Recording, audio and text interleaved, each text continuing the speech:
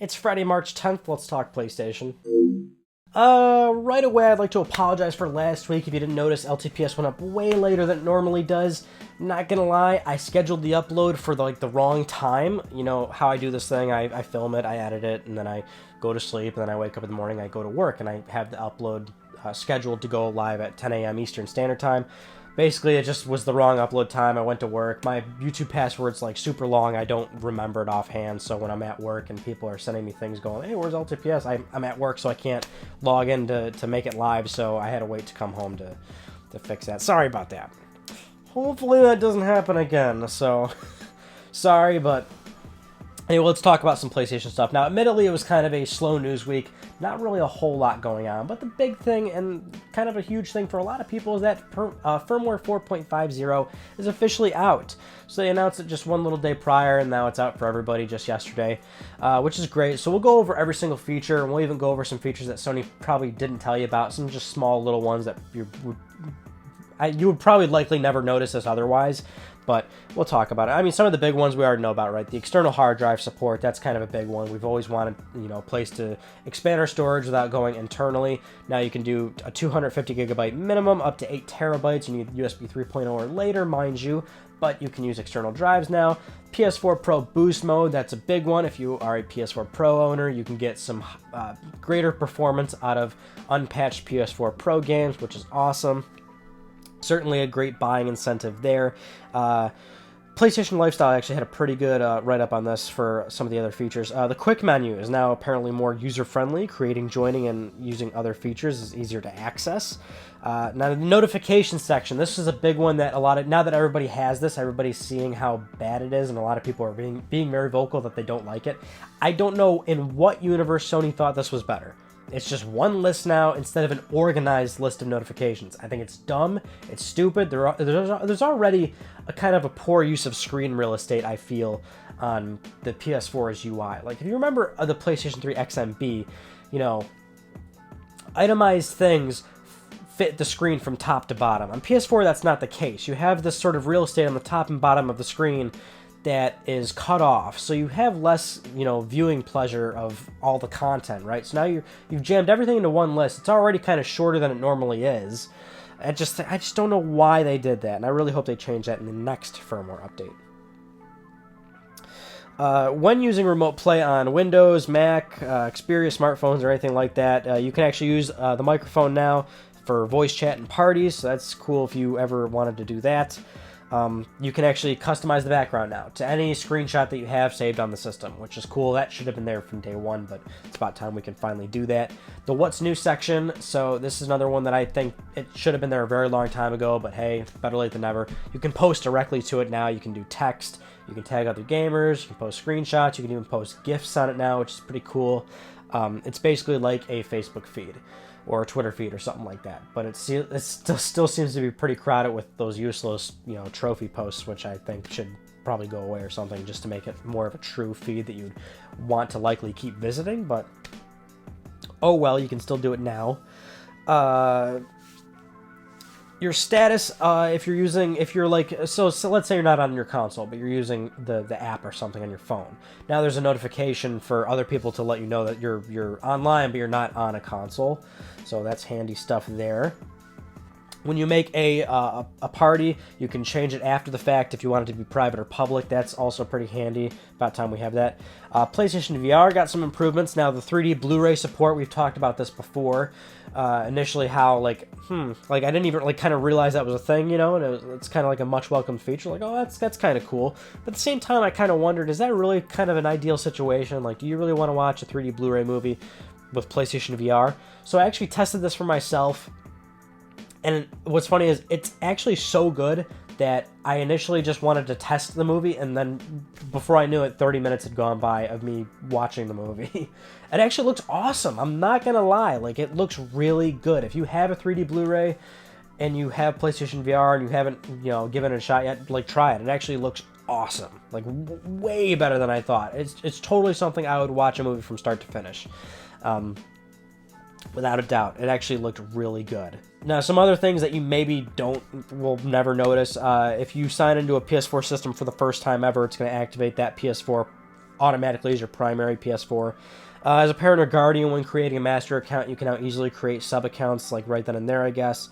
You can upload and download save data right from the main menu based on selected content when you hit the options button.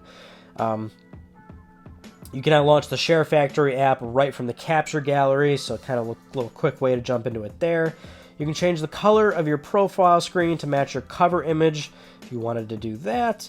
If you're reporting inappropriate content, you can now preview your report before sending it.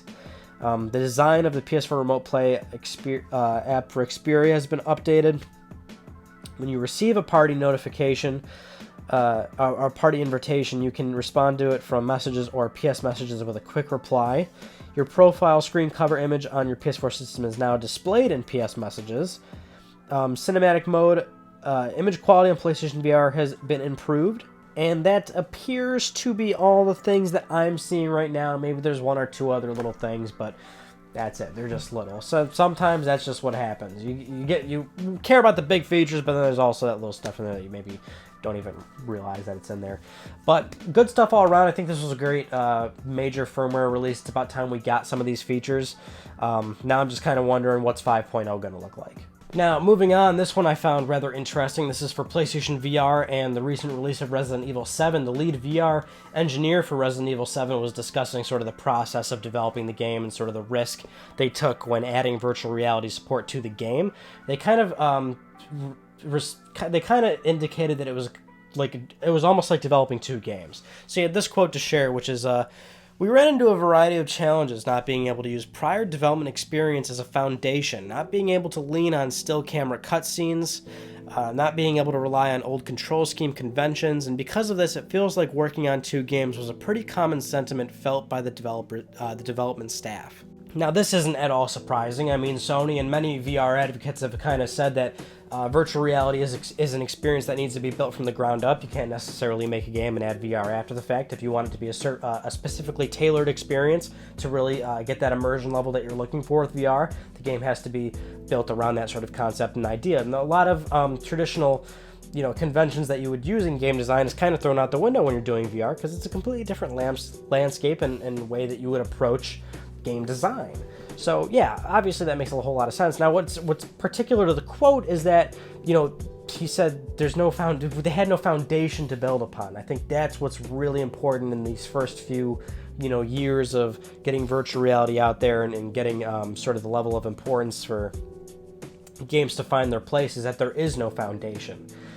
That's why there's always this talk about control methods and sort of motion sickness for it, and obviously games that even support it, you know what I'm saying? Like, we need to find a place we need to get experience, we need to get people to experiment more with it, we need more games to, do these sort of control schemes and game design approaches, and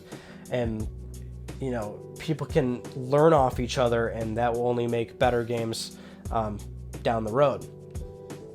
It's like what Shuhei Yoshida said in terms of like saying, oh, this feels like the PS1 again, because it's going to be a lot of learning, it's going to be a lot of trial and error until we get some really, really good experiences. And I think Resident Evil 7, I'm so happy that Resident Evil 7 was that one game that's a full-length game and it's a great horror experience, and it actually worked really well, and they took a shot with doing it. I'm just really hoping that other developers will follow suit sooner rather than later. And for our final news story, we'll file this one under not news, because we kind of heard this before, and well, it's just being reiterated again. But Naughty Dog's Evan Wells was discussing how after Uncharted: The Lost Legacy, Uncharted 5 basically, or a sequel or another Uncharted game, is very unlikely. The team is very focused on The Last of Us 2.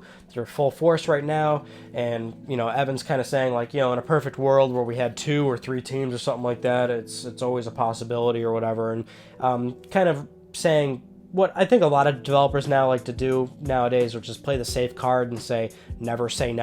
So we'll never say for sure we're never going to do another Uncharted, but they're saying it's very unlikely, and we knew that, right? I think it's always funny though, because sometimes you have a developer say something straight up like, no, we're done. Like Uncharted 4 is that's it, right? And then not too many months after, and the game obviously sold extremely well and had tons of critical praise. And sure, the people that work in the game are still passionate about that franchise and stuff. They still deep down want to play it safe and say, well, but, you know, never say never. A lot of developers now are doing that. I mean, Insomniac was the big one that always comes to mind when they said straight up, like, Resistance is done, and then Ted Price, the CEO, comes out maybe, what was it, a year or 2 years after and said, well, never say never. You know, that's always a possibility, because they know. It is always a possibility. But Sony owns the IP, so even if it, you know, Naughty Dog doesn't do it, Sony can do whatever they want with Uncharted. If they want a sequel, you know, Sony will make it happen. But I think Sony also respects the wishes of their developers, and they understand that Uncharted is very close to them, and they would want, if they were to do another Uncharted, they would want Naughty Dog to do it, which at the time Naughty Dog doesn't want to do another Uncharted, so. And that's fine. Give the game a rest. I think for a lot of people, we all enjoyed the fact that Uncharted 4 ended the way it did. It was a great game, and now it's time for Naughty Dog to let their creative freedom, you know, flourish a little bit, and right now they want to do that on The Last of Us 2, so by all means, let them go full steam ahead. Those are some of the news stories I want to talk about with you guys this week. I don't know, I ain't got nothing for you. And Horizon's awesome, though. Holy shit, I'm really enjoying that game. It is really good. But I haven't been able to play it too much because of work and things like that. Probably, I'm going to say 2 weeks from now you'll have the review. I can't promise it the following week. Just because it's a longer game, so. And I'm enjoying it. I'm taking my time with it. I'm not going to rush through it or anything like that.